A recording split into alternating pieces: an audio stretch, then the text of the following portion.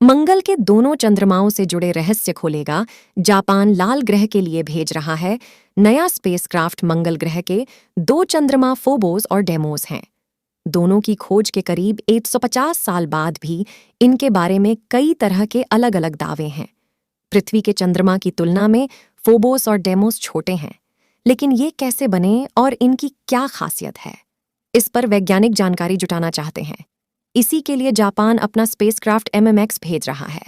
Japan का ये अंतरिक्ष यान अपनी लंबी दूरी की ड्यूटी शुरू करने के लिए मंगल ग्रह पर पहुंचेगा। एक बार जब इसका मिशन पूरा हो जाएगा तो फिर एकत्र नमूनों की जांच की जाएगी। मंगल ग्रह को रहस्यों से भरा माना जाता है। खास तौर से मंगल पर जीवन है या नहीं, ये पूरी दुनिया के वैज्ञानिकों के सामने एक पहेली है। जीवन की संभावनाओं के अलावा भी लाल ग्रह पर बहुत से ऐसे रहस्य हैं जिनको हल करने की कोशिश में वैज्ञानिक हैं। अभी तक कोई निश्चित रूप से नहीं जानता कि मंगल के दो चंद्रमा फोबोस और डेमोस कहाँ से पहुंचे या वे किस चीज से बने हैं। अब एक नया स्पेसक्राफ्ट मंगल ग्रह के चंद्रमाओं को बेहतर ढंग से समझने में मदद कर सकता है। जापान का Martian moons exploration MMX spacecraft mission में फोबोस की ड्रिलिंग और सैपलिंग में शामिल है। ये वहां से अहम चीजों को इकट्ठा कर पृथ्वी पर वापस भेजेगा। मंगल के ये दोनों चंद्रमाओं फोबोस और डेमोस का आकार अनियमित है। ये चंद्रमा गोलाकार भूमध्य रेखीय कक्षाओं में है। फोबोस धीरे धीरे मंगल ग्रह की ओर बढ़ रहा है, जबकि डेमोस धीरे धीरे दूर जा रहा है। एक थ्योरी कहती है कि मंगल ग्रह बनने के बाद वे एस्टेरॉयड से टकराए होंगे। ऐसे में ये मंगल ग्रह के प्रभाव के बचे हुए अवशेष हैं जो बाद में इकट्ठा हो गए। मंगल के चंद्रमाओं के रहस्य सुलझाएगा जापान का अंतरिक्ष यान। जापान एयरोस्पेस एक्सप्लोरेशन एजेंसी का स्पेसक्राफ्ट MMX मंगल पर पहुंचकर इसके चंद्रमाओं से जुड़े सवालों को सुलझाने में मदद के लिए तैयार है। मिशन में नासा और अमेरिका ने भी सहयोग किया है। जापान को साइंस इंस्ट्रूमेंट और हार्डवेयर में इनसे मदद मिली है। ये मिशन तय समय से चला तो MMX अगले साल अपने गंतव्य की ओर जाएगा।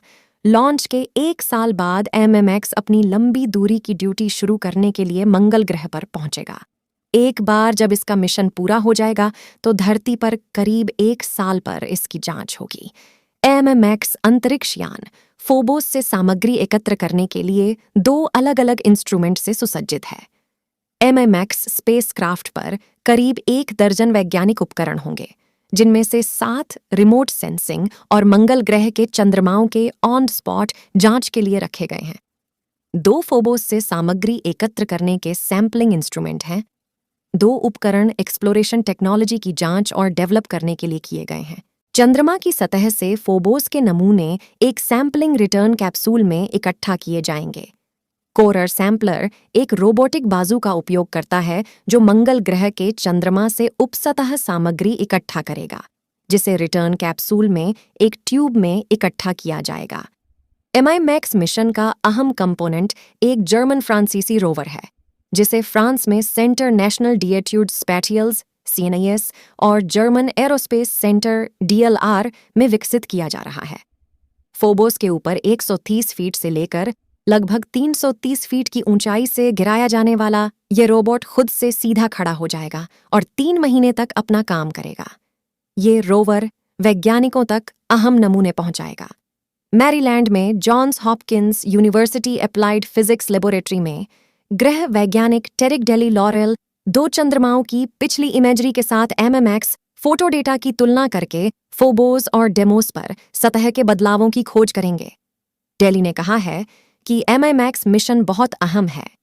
एक बड़ा सवाल यह है कि क्या फोबोस और डेमोस पकड़े गए एस्टेरॉयड हैं या मंगल ग्रह पर किसी विशाल प्रभाव के परिणाम हैं। इस प्रश्न का उत्तर देने में सक्षम होने से हमें सौरमंडल की उत्पत्ति और विकास को बेहतर ढंग से समझने में मदद मिलेगी और फोबोस से नमूने वापस लाने से उस रहस्य को सुलझाने में मदद मिलेगी। मंगल से जुड़ी कई धारणाएं बदल सकता है ये मिशन। APL के डेविड लॉरेंस का MMX मिशन पर कहना है कि अभी हम फोबोस की मौलिक संरचना के बारे में बहुत कम जानते हैं। इससे समझने में मदद मिल सकती है कि फोबोस का निर्माण कैसे हुआ। अगर फोबोस एक विशाल प्रभाव के माध्यम से बना है तो यह संभवतः काफी गर्म हो गया होगा और आसानी से अस्थिर तत्वों को पका देगा। MMX के साथ नासा का एक पी सैंपलर भी रहेगा।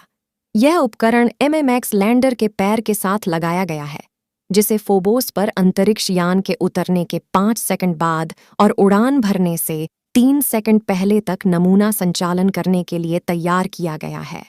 वैज्ञानिक क्रिस जैकनी का कहना है कि फोबोस पर नमूने लेने की 2 सबसे बड़ी चुनौतियां बहुत कम गुरुत्वाकर्षण और नमूना प्रणाली के पैमाने पर फोबोस रेजोलिट के गुण हैं। न्यूमेटिक सैंपलर को दोनों चुनौतियों का समाधान करने के लिए डिजाइन किया गया है। MMX मिशन के बारे में कहा जा रहा है कि यह वास्तव में एक साहसिक और महत्वाकांक्षी उपक्रम है। जापान के एस्टेरॉयड के लिए पिछले 2 अत्यधिक सफल मिशनों को देखते हुए जापान एरोस्पेस एजेंसी के इस मिशन से काफ़ी उम्मीद है। आज के लिए इतना ही, मिलेंगे अगले इंटरेस्टिंग वीडियो के साथ। तब तक खुश रहिए। Thanks for watching.